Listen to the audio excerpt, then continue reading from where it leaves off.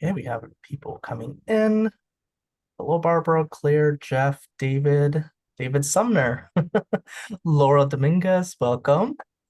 Um, yeah, welcome. Let us know where you're tuning in from, what brought you here today. That'd be great. Emily, nice to see you again. Well, see your name at least. A lot of familiar names. Dr. Christensen, thank you. Thank you for joining us. Um, We'll just let a few more seconds go by so people come in. We have uh, nice, nice size audience today, so it's gonna take a little bit for people to come in. So yeah, let us know where you're tuning in from. I know that Doobie and I are in the Hartford area. Stephen is in Eastern Mass, and Emily joining us from Maryland. Um, Great. Montana, awesome. Don't see that very often. California, good to see the Rockies and the West Coast represented. Coventry. No, oh, David Sumner, no relation to the senator, but very interested in that period of history. Uh, Great. West Hartford, Middletown, DuPont Circle. Oh, I was just in DC a few weeks ago. Uh, James from Taipei. Wow. Wow. Awesome. All right. Wait a few more seconds to see if anyone else comes in. This is not quite not the number I was expecting, so maybe people are just running late. Uh, Philadelphia, welcome Neil. Randy in Houston, welcome. Frank in Ohio, welcome. Jeff in West Hartford, maybe? Maybe that's what you meant to write? Or West Hay? Maybe West Hay is a real place. Um, awesome. All right, well, go ahead and get started. Hello, if this is your first time here, welcome. I'm Omar Acevedo, and I'm the Literary Program Coordinator at the Mark Twain House Museum in Hartford, Connecticut. Thank you for joining us for this virtual program for The Great Abolitionist, Charles Sumner, and the Fight for a More Perfect Union. Virtual programs like this are produced in part with support honoring the late Frank Lord. We are grateful to honor his memory with these programs. And I want to say thank you to our members. I know there are a few of you here in the audience. If you're not a member, please consider supporting our museum by becoming a member. There's so many benefits to becoming a member. You'll receive free or discounted admission to our author programs, the House and Museum, year-round discounts in the store and cafe, and much more. And also, I know some of you know that we have some special programs coming up with Doris Kearns Goodwin and Percival Everett.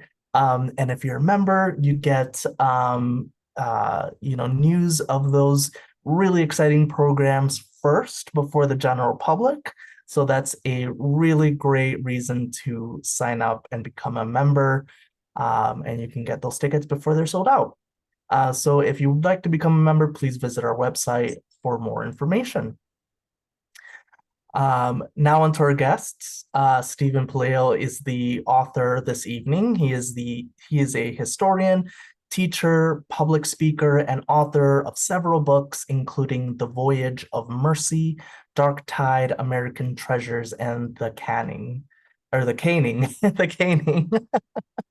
Um, a former award-winning newspaper reporter and contributor to American History Magazine, the Boston Globe, and other publications. He holds a master's degree in history and has taught at the University of Massachusetts, Boston, and Suffolk University. Our moderator, Doobie McDowell, is the president of McDowell Communications Group, and she has more than 30 years of experience in journalism, politics, and public relations. Doobie is the best known political reporter in Connecticut and has been for 15 years and hosted a renowned Sunday morning television interview program, which was the first stop for any politician seeking higher office. Doobie graduated from Harvard University and studied journalism at the University of Missouri. During this event, we encourage you to have a conversation with each other in the chat. If you have a specific question, though, please post that directly into our Q&A section. That's at the bottom left of the screen. You can find two word bubbles and it'll say Q&A underneath. So please put your question in there so it won't get lost in the chat. And that is all from me for now. Please sit back and enjoy this, what I assume will be a great conversation. And I will turn this over to Stephen and Doobie. Thank you very much, Omar. One correction, I'm no longer a political reporter, but thank you for those kind words. Generally, Stephen, so great to talk to you. Why Charles Sumner? There hasn't been a biography of him written in 50 years. So perhaps scholars were not interested in him to the degree that that you were. Yeah, first of all, nice to see you, Doobie, and thanks for having me. I'm thrilled to be on the Mark Twain House event tonight. I think we'll have some fun. Yeah, you asked the question that a lot of people ask, whether they're from Boston, Massachusetts, which is where Sumner was from, or whether they're from outside of the area. This is the first biography on Sumner in 50 years, and I felt like he had been overlooked in a big way. I feel like he is one of the most influential people in all of American history. During one of the most shocking, tumultuous, tempestuous, polarizing 2 decades in American history. That's the 1850s and the 1860s, which is basically, the run up to the Civil War, the war itself, the struggle against slavery, and Reconstruction afterwards. His voice, I think, was the strongest, clearest, loudest, most controversial, but most unwavering anti-slavery and equal rights voice in American history, and especially during these 2 decades. That voice did not belong to William Lloyd Garrison. It did not belong to Lincoln. It did not belong to Maria Weston Chapman. It did not belong even to Frederick Douglass. It really did belong to Sumner. So I kind of view Sumner and the work that he did during this period in terms of his anti-slavery and equal rights work. I view him in that really small group of highly influential non-presidents, American non-presidents. So think Benjamin Franklin, Alexander Hamilton, Susan B. Anthony, Martin Luther King Jr. Sumner is right there in terms of his impact on American history. So I felt like he deserved another look. And so that's why I wrote the book. I did not read the biography of him written 50 years ago, or the only one I've read is yours. Do you think the interpretation of him has changed over the years? So I think the biography I'm talking about is by David Donald, a great Harvard historian. Wrote a 2-volume biography. I took a course with him in college. Excellent. So you know him. He wrote a book in 1960, and then his second volume was 1970. And it's well researched. It's a good, solid biography. But in my opinion, I believe Donald's biography is more critical than mine, and I think not justified in its criticism. So Sumner does have many faults. Very difficult person to get along with. He's condescending. He's imperious. He has almost no humor. His friends can only take him in small doses. He's an elitist for sure. He's a Harvard elitist, and he likes people to know that. So from that sense, it's problematic for him in a lot of different ways. But I think what he does in terms of standing alone, in terms of this David versus Goliath fight against slavery, from 1849, even before he's elected in 1851, in those early days, is really something people should emulate, and also something that people should really say is just an incredible effort on his part. He puts that armor on against the slaveocracy, and he fights them again and again and again. And sometimes he's all by himself. He calls for a limit to slavery when it was very unpopular. He calls for an end to slavery when that was deemed impossible. He's the conscience of the North for these 2 decades. There's no question about it. So I thought I need to look at this guy and I need to kind of resurrect his contributions to the country. It is striking how little he wants to compromise. So much of politics is I'll give a little, you'll give a little. I mean, that, as you have said, that wasn't him. What was it in his background and his upbringing and his experiences, do you think, that made him a person who was so forthright? Yeah, so I think several things. I mean, particularly on the slavery issue, right? That's the issue that in which he says there is no room for compromise, basically. So first of all, he has a very cool relationship with his family, including his parents and especially with his father. But his father is a very strong anti-slavery person, and that does impact Sumner. I mean, his father, I think you could classify as an abolitionist even before the term was used, essentially. But then very early in his life, at the age of 23, Sumner goes to Washington, D.C. after he graduates from Harvard Law School, a rite of passage trip to D.C. Yeah. And it's 1834. So I was struck by how long that trip took, as you described it in the book. It was unbelievable. I mean, just to get from Boston to Hartford took a really long time. Yes, it's pretty interesting the way he's whipping that horse because the driver said, please use this whip. And yeah. And he takes his first train ride, first train ride ever. And he marvels that they were going 20 miles an hour. Yes. But he goes to DC in 1834 and he sees the slave pens and he sees the slave auctions. And I think that really impacts him. And then in 1838, he goes to Europe for 2 years. And he goes to England and France and Italy. And he sees on numerous occasions, blacks and whites interacting at museums, at cultural events, at lectures, things of that nature. And so after one particular event at the Sorbonne, he writes home and he says, blacks and whites were both at this lecture and both at this art lecture, and they seem to be intermingling and having this conversation. So maybe the differences between us are a matter of education and opportunity, and they do not exist in the nature of things. And so he comes back in 1840 and starts to practice law, but finds it incredibly boring and I'd say very anticlimactic in his life. And he feels like he needs to do something more than that. And he starts to do that in the mid 1840s, that whole slavery. But I would say that's his evolution, and the education of Charles Sumner, if you will, on the issue of slavery. I'll try not to jump all over, but that's okay. That's okay. Jump anywhere you want. It's hard not to.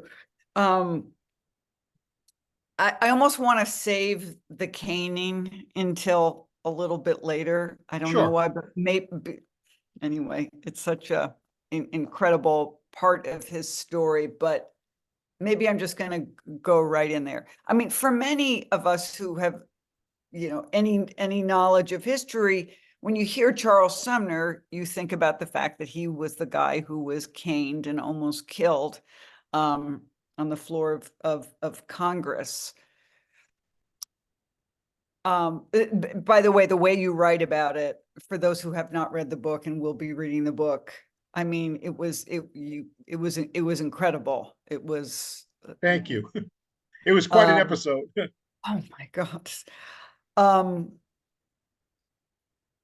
Can you talk about how the effect that incident had on the nation and the world and the path of history? Sure. So after Sumner is caned, and we can get into that, during questions or whatever, the sort of the incident itself, but after he's caned, and you're right, he's severely injured, brain trauma, spinal trauma, back injuries, etc.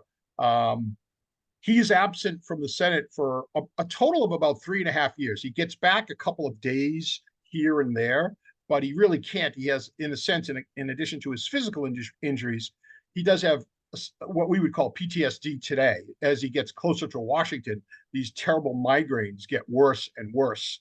But in terms of the effect of the caning, and I call it in my book, the caning, the assault that drove America to civil war, I think it does a number of things.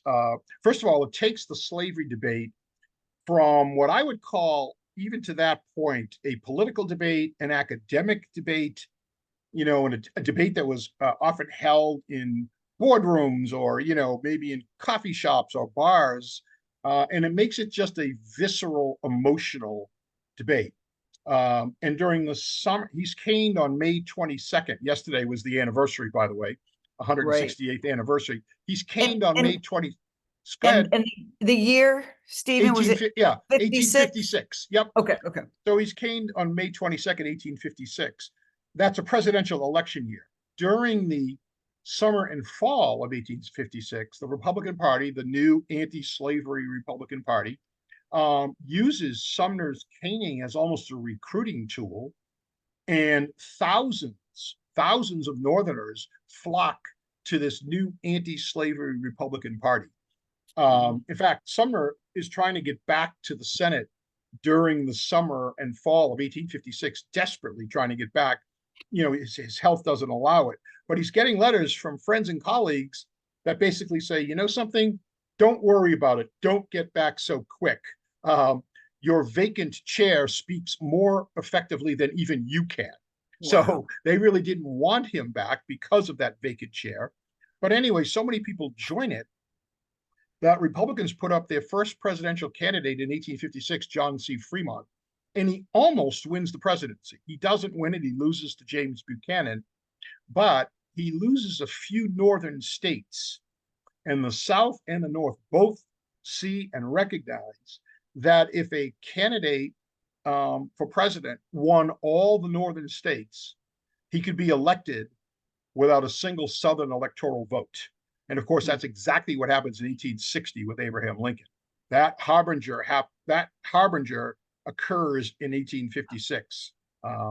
So that part, the growth of the Republican Party, is caused almost directly by the caning. And I think the other important piece is that the caning takes so-called moderates in the North, people who would not be fanatical abolitionists or fanatical anti-slavery people, and would not even be that, they wouldn't even be admirers of Sumner, but it takes them and it moves them into the Sumner camp, if you will. They really have no place else to go because of this barbaric beating and the Southern reaction to it, which is, of course, gleeful. Preston Brooks is lavish with canes from many of his constituents, and some of those are inscribed with the words "hit him again." And so when the North sees this, they say a couple of things. One is there may not be any way that we can reason with these Southerners. And two is maybe we need to rethink this. Maybe there is no compromise on the issue of slavery. Maybe the camp we need to be in is Charles Sumner's camp. So I'd say it has profound effects on American history. Those are just two of them. The dominoes start to fall. The Dred Scott decision, which is a decision, a Southern-leaning decision, is almost a direct counter to the growth of the Republican Party as a result of the caning. So all of them are kind of linked as you go forward all the way up to 1860 when the South starts to secede. I'm going to leave questions about comparisons to today and to the audience Q&A, sure. Which I'm sure we'll get into that. I did not realize he was at Lincoln's deathbed. He was. Well, I didn't until I read your book. Yeah. Yeah. Sorry, go ahead. Sorry. No. I mean, if you could just talk about the relationship between those two. Yeah, a big part of the book is the Sumner-Lincoln relationship. As you know, the prologue starts with Sumner at Lincoln's deathbed. The night he's assassinated, Sumner's in the bedroom, with 14 or so other people who are around Lincoln. Sumner's there all night, from the night of Good Friday, April 14th, until the morning around 7:30 in the morning on April 15th. He was very, very close to Lincoln. The two men were close to each other, even though they did not know each other for a long time. They don't meet until March of 1861, when Lincoln comes to Washington for the inauguration. So we're talking about basically a 4-year relationship that they had. But in that 4 years, they both learned from each other, I think. They both taught each other and learned from each other. I think Sumner teaches Lincoln the importance of strong moral courage, standing up even if you are alone. And he does it in a number of ways. It's Sumner that convinces Lincoln, for example, that the war message has to be more than about protecting the Union. It needs or preserving the Union, or it needs to be abolishing slavery. That the end of slavery has to be a goal of the war. Lincoln doesn't come to that conclusion until summer, fall 1861, so a little bit later. He also teaches Lincoln a lot about foreign policy. Lincoln does not know much about it, doesn't have contacts overseas. Sumner does have a lot of contacts overseas. And Sumner almost literally single-handedly helps the United States avoid war with Great Britain while they're at war with the Confederacy after the Trent Affair, when the U.S. take 2 Confederate emissaries off of a British ship. They're on their way to England to seek help. And so it's a huge diplomatic snafu and brouhaha that Sumner helps avoid war. So Lincoln gives him full credit for that. He's relentless the way he pushes Lincoln. He wants the Emancipation Proclamation much earlier. He wants the Emancipation Proclamation to be broader than it was. It only applied to states in rebellion against the United States, that is, the southern seceded states. Sumner wants it to apply to the northern border states that still allow slavery: Delaware, Maryland, Kentucky, and Missouri. So he does that kind of push to Lincoln over and over again on many, many issues. Lincoln, on the other side, teaches Sumner much. He teaches Sumner about the importance, for example, of humor, which Lincoln uses effectively again and again and again throughout his presidency. The scene that I write about in the book that I think is so striking, Sumner's friends even said he had no sense of humor. Humor perplexed him. It baffled him. Yeah. And so the scene that I write about in the book is when they first meet. They're at the Willard Hotel in Washington, D.C. Lincoln is there and he receives Sumner. Sumner walks into the room, and of course, they're both 6'4". They're both tall. Lincoln is not used to seeing somebody as tall as he is. And he immediately says to Sumner, let's measure back to back to see who's tallest, to see who's taller. And Sumner has no idea at this point what to do with that, and says, Mr. President-elect, rather than uniting our backs, we should unite our fronts against slavery. And, he doesn't know what to do. But as time goes on, Sumner does realize the impact of that. And the other thing I think Lincoln teaches him is that sometimes politics is important, and you have to use politics to achieve a greater end. And I'll use that Emancipation Proclamation example. As Sumner is chirping in Lincoln's ear to include the border states, Lincoln says, I can't do that right now. And because don't forget, this is in the fall of 1862. And Sumner says, why not? And Lincoln says, I hope I have God on my side in this struggle, but I must have Kentucky. Kentucky has farms, factories. It is the gateway that protects Indiana and Illinois. Lincoln says, if Kentucky should secede as a result of this Emancipation Proclamation calling for the end to slavery, I think Maryland will secede as well. We'll lose them. And if we lose Maryland and we lose Kentucky, we will lose Washington, D.C., and probably lose the whole thing. And Sumner kind of gets that from Lincoln, understanding that the Emancipation Proclamation is not worth the paper it's printed on unless the Union wins the war. So Sumner kind of learns a lesson from Lincoln. So, there are more examples, but I think you get this give and take between the two men that is, they become intimate, I would say, intimate friends during this 4-year period. Would Sumner have been more effective if he'd been more of a compromiser, or were there plenty of people who were compromisers, negotiators, and the North and the country needed him. Yeah, great That question. time. Yeah, it's a great question. And the way I answer that is, in the moment, maybe a little more compromising would have benefited Sumner. But when you look back, you're exactly right. There were a lot of compromisers. Henry Clay was a compromiser. Daniel Webster was a compromiser. Stephen Douglas was a compromiser. There were a lot of compromises. This person who kind of stood tall and refused to compromise, who basically said, there is no compromising on the issue of slavery. I think we needed him at that moment. We needed that person. And I think the fact that he didn't compromise, while it did hurt him, it hurt him politically, it hurt him economically in some ways, it hurt him physically because of the caning, no question about it. But in terms of his contributions to the country, that standing tall, unwavering, unbuyable, unbribable, I never saw him really waver on a matter of principle for the sake of political expediency, for example, in all my research. So I think that's the person that the country needed at that time on the issue of, abolition, on the issue of equal rights. I think that's why I think Sumner really stands tallest during that period. A follow-up is a question that that we have in the chat. Do you think he was more or less influential in the abolitionist circles than Thaddeus Stevens? So ultimately, I would say more. And Stephen, that's not giving Stevens short shrift. He was a very effective abolitionist. But here's the thing about what Sumner does, I think. First of all, up till the fugitive slave law and when the northern states were required to kind of help return slaves to bondage, Boston sends its first slave back to bondage in 1851.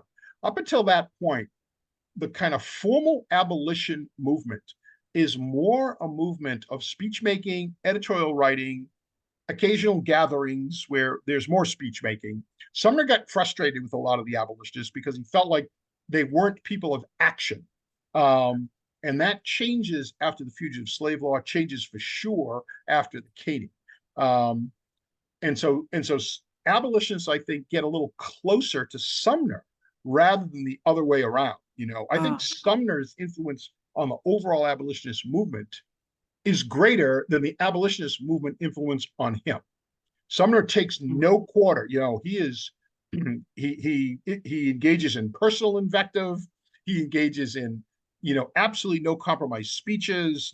On this whole issue, they become a little more militant, like him, I think.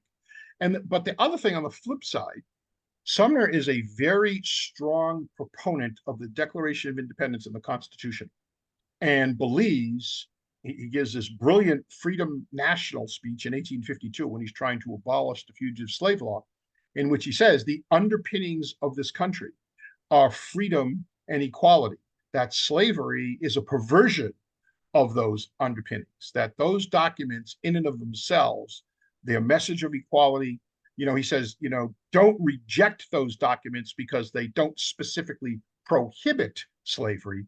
Embrace those documents because their indisputable message of freedom and equality obliterates the very notion of slavery. So he says slavery is not in the Constitution affirmatively, which means the founders had no intention for it to be part and parcel of our system. He said, you cannot infer, surmise, suppose, engage in conjecture on the slavery issue. If the founders wanted it in the Constitution, they would have affirmatively put it there. They didn't. They didn't prohibit it either because without the Georgians, the South Carolinians, the Virginians' support, there wouldn't be this country that's kind of conceived in liberty to begin with. And so by doing that, what Sumner does is he moves the abolitionist movement a little closer to the mainstream and makes people who were moderates to that point and thought abolitionists were this wild fringe group, it makes moderates more understanding of the abolitionist movement, more likely to kind of say, all right, it's not an anti-American movement. It's a pro-American movement. As Sumner said, if you love America, you must hate slavery by definition. And so it helps the abolitionist movement become more mainstream. So I think that's that relationship. It's a really interesting relationship between Sumner and the, I would say, so-called well-known abolitionists. Sumner has big problems with Garrison, for example. William Lloyd Garrison views Garrison more as a show pony than a workhorse. That kind of thing. He thinks Garrison, he reads The Liberator, etc., but views Garrison more like he loves his name up in lights, just to use a common idiom. Yes. But he doesn't like to get his hands dirty. He doesn't want to do that kind of work. And Sumner got his hands dirty. There's no question about it. So it's an interesting relationship, I think. Like almost everything in history, right? Yeah. So a question from Randy. It seems that Sumner was almost a shadow Secretary of State during the war. Can you describe his relationship with William Seward? Yeah, it's a great observation. Who made that? I missed the name. Randy Houston. Randy Houston. Thanks, Randy. So Sumner is, I would say, he's a shadow Secretary of State, but he is chairman of the Senate Foreign Relations Committee.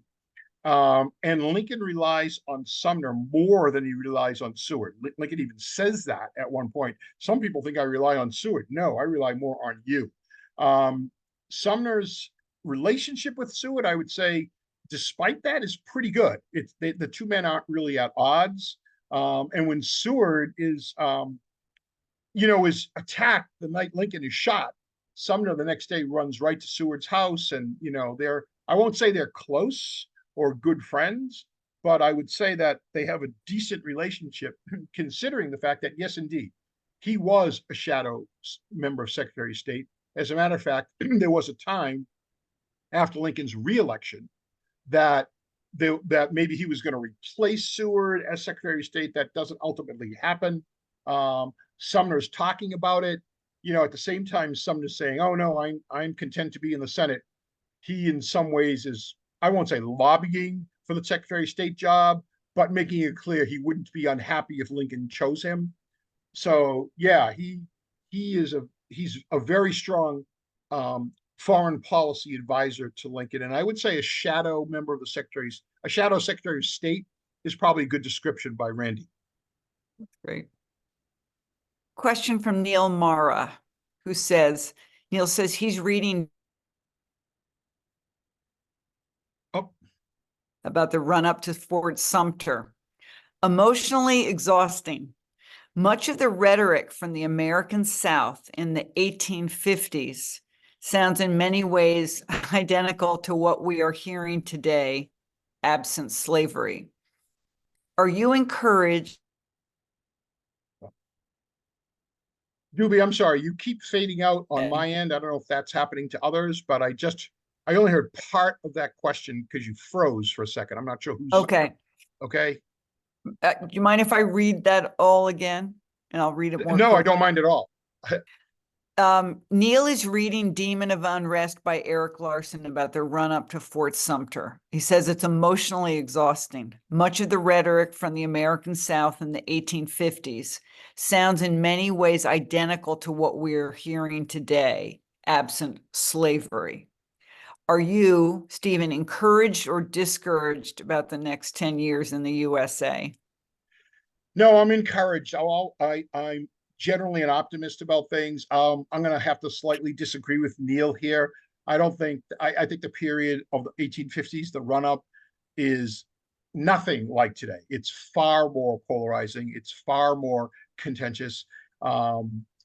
It's a period of time when there absolutely were no rights for example, blacks in the South. We had slavery in the South. So I think it's vastly different. And I always caution people about making those kinds of comparisons because I think you're talking about almost a unique period of time in the 1850s. And the other part of that, I think that's important to keep in mind, even though it is exhausting. I agree with Neil on that point. But the other thing I think to keep in mind, and the Southern lawmakers make a big deal of this during these debates, Preston Brooks does as well, they really blame the North for hypocrisy. because so much of the Northern wealth, especially in the textile business, is as a result of cheap cotton that are picked by slaves. And so there's this, you'll often hear Southerners say, stop being so sanctimonious, you people from Massachusetts. You have these textile mills in Lowell and Lawrence and Dedham, all suburbs of Boston, by the way, for those of you who are not from the area, that are thriving as a result of this, cheap cotton. You have the financial centers of Boston and New York that finance these factories and these spinning spools and everything that are used to weave cotton into cloth. And so you see that a lot from the South too.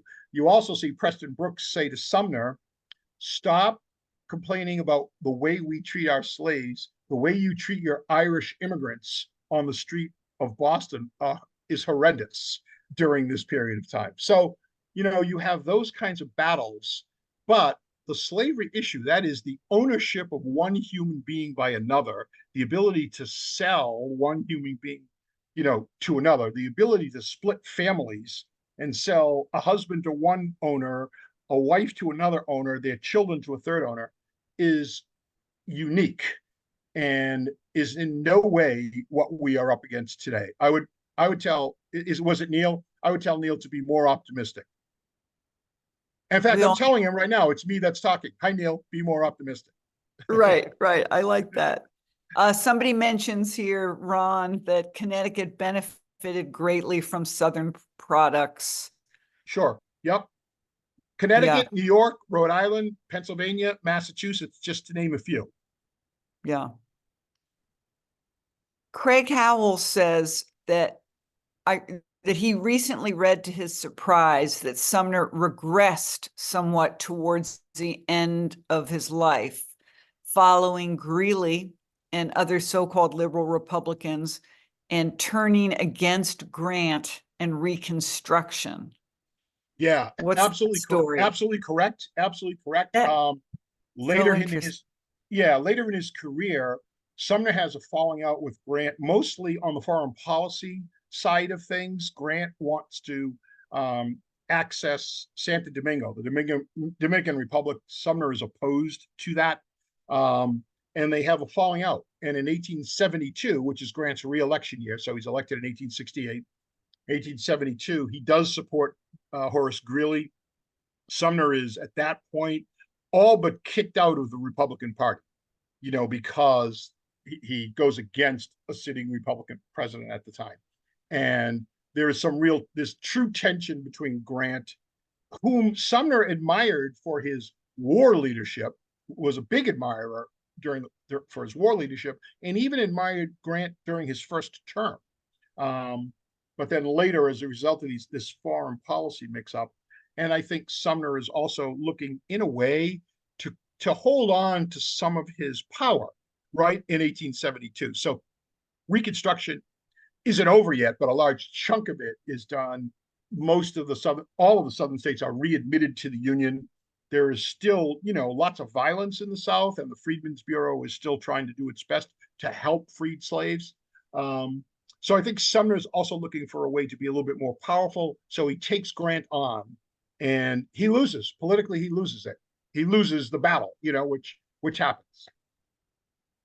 What were his years like politically, after Lincoln dies and during the Johnson presidency? Yeah, so when he first meets with Andrew Johnson, first of all, Sumner's in favor of a much more stringent congressional reconstruction, the military districts in the South to manage it, the malice toward none and charity to all that Lincoln endorsed in his second inaugural, Sumner's not a big fan of. And so when he meets with Andrew Johnson, who is, of course, a former Democrat from Tennessee, that Lincoln had chosen as his VP, he has a feeling Johnson's with him. He goes back and says he's with us. He's a supporter of congressional reconstruction. He's a supporter of being tough on the South. Andrew Johnson was anything but that. He fought with the Republican Congress repeatedly. It leads ultimately to his impeachment, of which Sumner is a big fan of at that point, because he feels like Johnson has betrayed that cause. But I would say in Reconstruction in general, Sumner is he almost single-handedly creates this Freedmen's Bureau. The 13th, 14th, and 15th Amendment, which are the three great Reconstruction amendments to the Constitution, right? The 13th, which abolishes slavery, the 14th, which declares that blacks can be citizens, and it also inserts equal protection and due process clauses into the Constitution, and the 15th that gives black men the right to vote. Sumner is pushing for those rights constantly, but he feels like in most cases the amendment process is too long. So initially he argues against the amendment and just says, listen, the Declaration of Independence, the Constitution provide these underpinnings. All we need is a congressional law that says, okay, black men have the right to vote.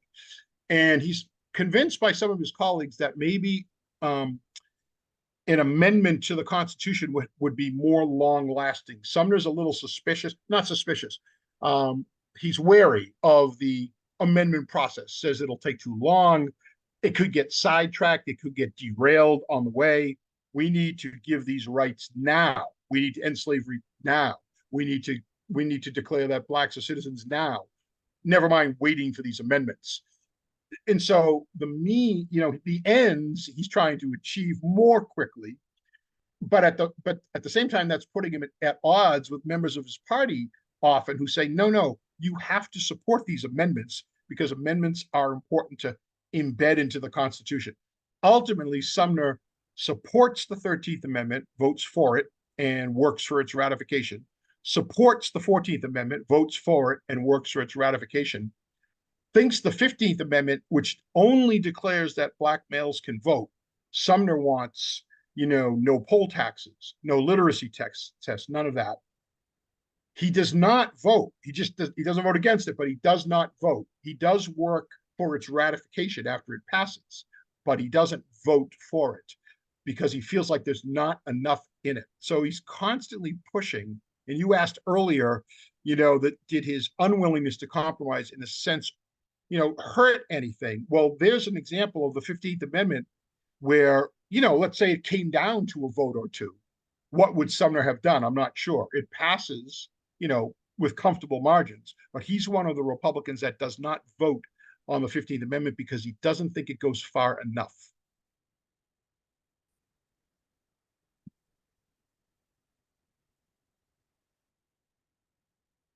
And you are freezing up on my end again, Doobie. I can see you moving, and there you go. You're back. Yes. Okay. Okay. Sorry, terrible internet connection here. Did he ever have his Whoop, I lost you.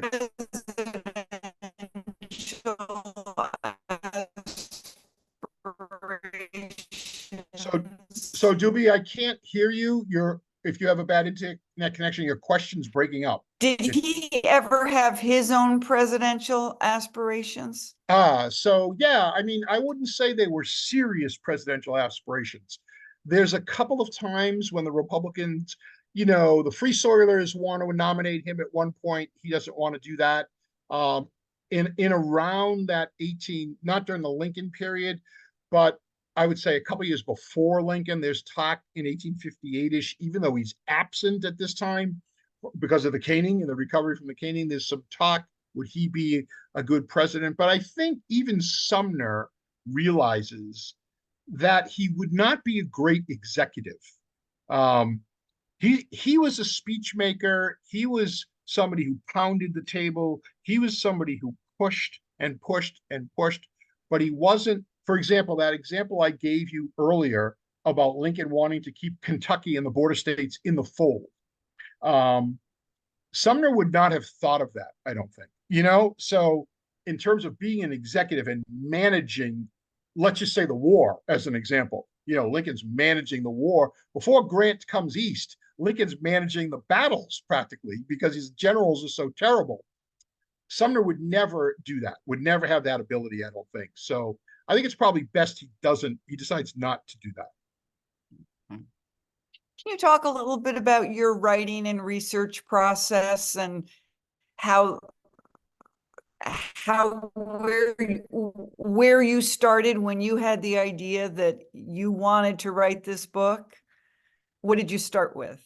Sure. So the good news when it comes to Sumner, and I talk about this in my bibliographic essay at the end, um, is that Sumner wrote thousands of letters and received thousands of letters. Constituents all over the country wrote to him, not just from Massachusetts, but I mean everywhere in the North.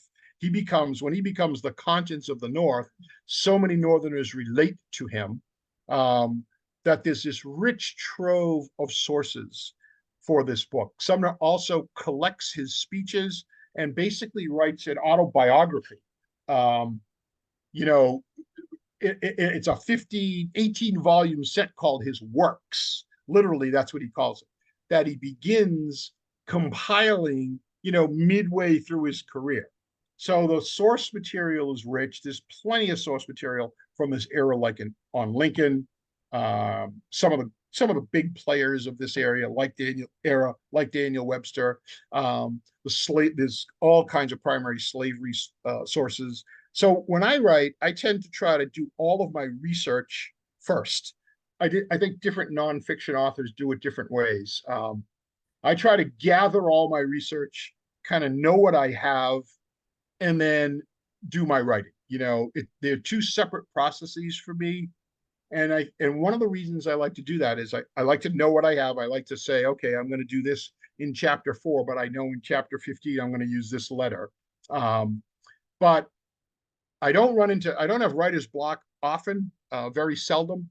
But I know that if I do, I say, oh, I might be able to start the scene with this particular diary entry or this particular letter. So it gives me a little reassurance, but I try to get almost all of my research done before the writing starts, and that's how I do it. Are you a write for 3 hours in the morning kind of guy, or? Yeah, when I write, I am.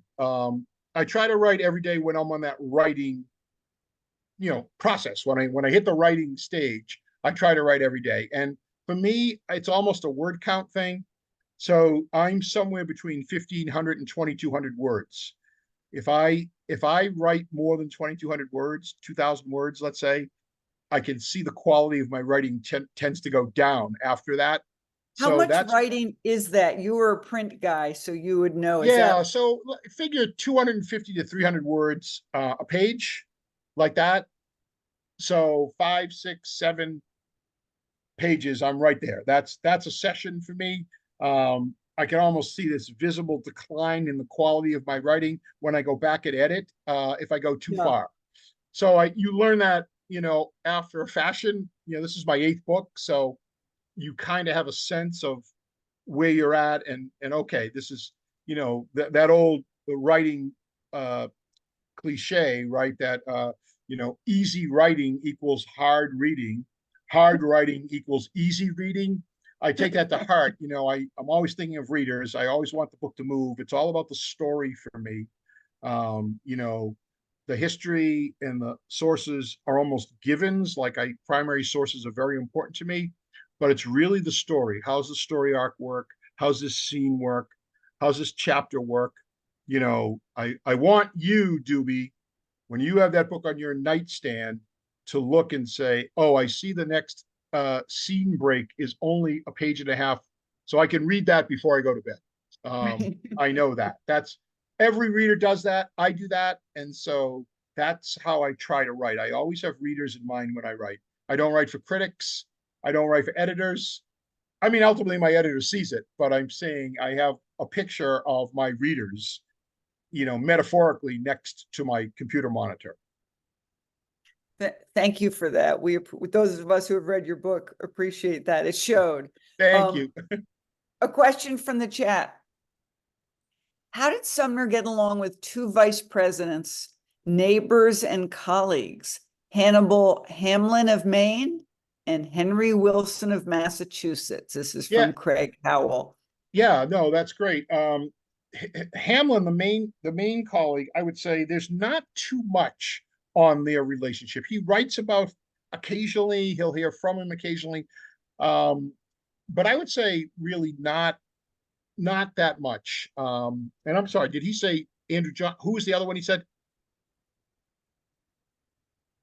Henry Wilson Oh, of Wilson, sure. Wilson Massachusetts. is his colleague, is his senatorial colleague for a long Yep. time. They're very good friends, fast friends, I would say. Um, and even when he becomes vice president, I think Sumner continues that relationship with Wilson. Um, Wilson's a solid, anti-slavery guy, certainly not as flamboyant or controversial as Sumner, but yeah, I would say the two of them get along fine. They get along well. Good question. Yeah, very good question. Yeah, somebody who Craig knows his stuff. Was there a history of, I'm sorry to keep going back to the caning, what can I say? Was there a history of animosity between Brooks and Sumner? I mean, I know that he, was offended on behalf of his cousin who was being insulted, he felt, but was there a history there? Did they really know each other very No, well? so a related question. I just saw it come up in the chat. Yeah, I couldn't quite get to that. Can you give us a little run up to the caning? And I think that might be worth good. doing. It kind of answers your question at the same time.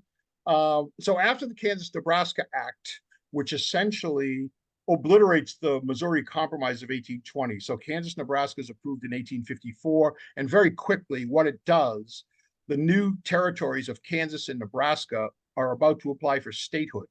Under the Missouri Compromise, they would be free states because they're north of the 3630 parallel.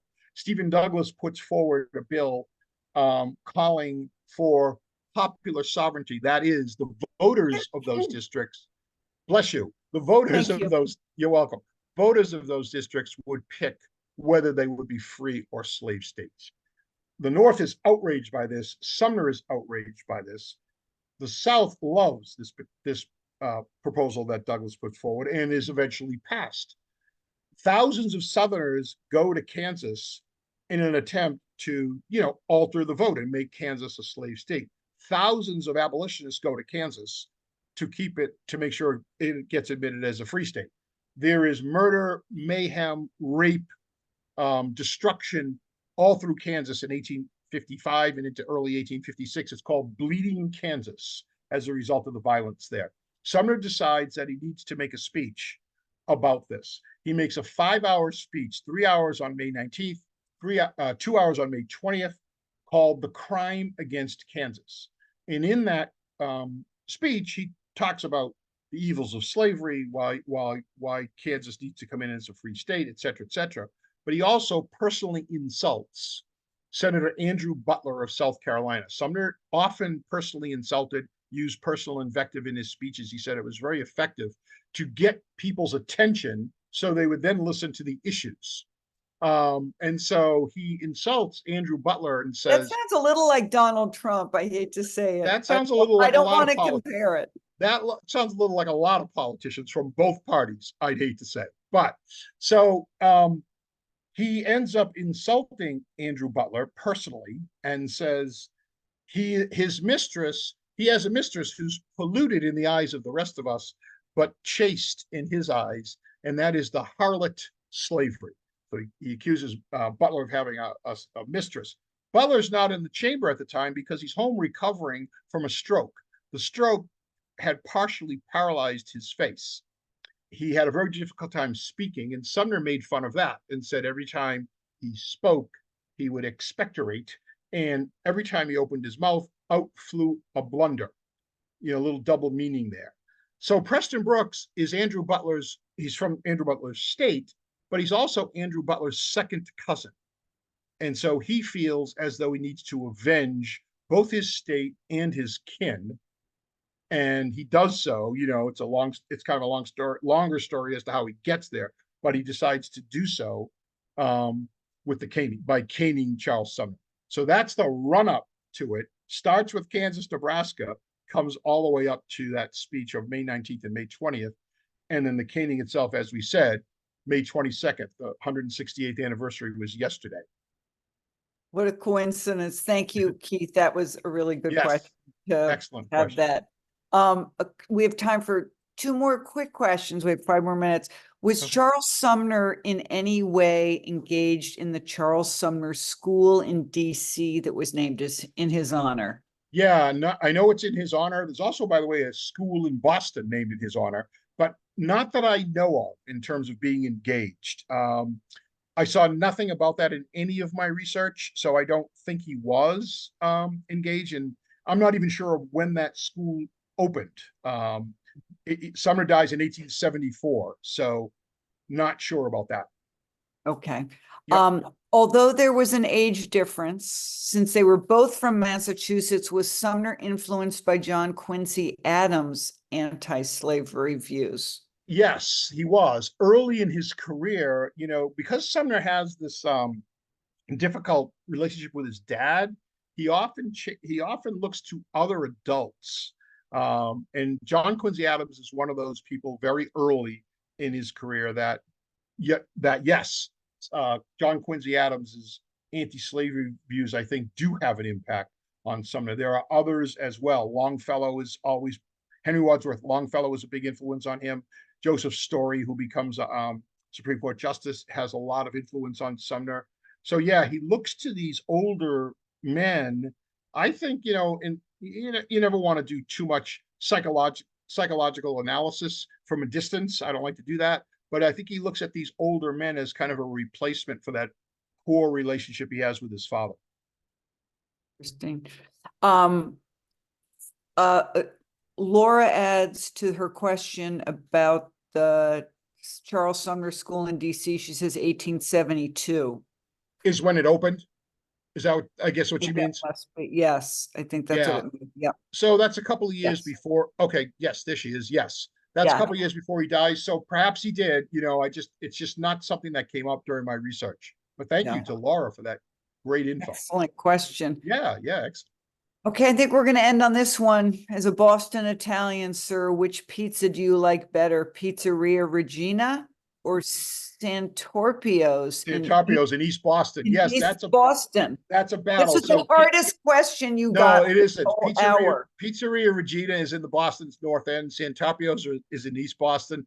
They're both great, but I will lean to Regina's in the North End. I have a soft spot in the North End. My dad grew up in the North End. His whole family was raised in the North End. I spent a lot of time in the North End eating and doing tours of the North End. So I am going with Pizzeria Regina. I love it. And Ron says, love it. Thank you. So there you go. He must agree. Oh, Stephen, thank you so much for this discussion. It was just fantastic, and for those who have not read the book, cannot recommend it more. And I just wanted to I wanted to apologize for my internet connection. I wanted to thank everybody with these great questions. It really moved the conversation along. Yeah, let me echo that. The questions were great. And I see a question, will the book be released as an audiobook? It is already released as an audiobook. So jump on that if that's what you listen to. I appreciate all these nice comments that I'm seeing, about the discussion and about the book. So wonderful. Really, really appreciate it. Thanks to you, Doobie, and Omar, and the Mark Twain House and Museum. Yes, and thanks so much to Stephen for joining us and Doobie for acting as our moderator this evening. Thank you so much to both of you. And thanks to our audience. Please join us again for another author program real soon. Have a great evening. Thanks, guys. Bye, everyone. Thank you. Thank you, Stephen.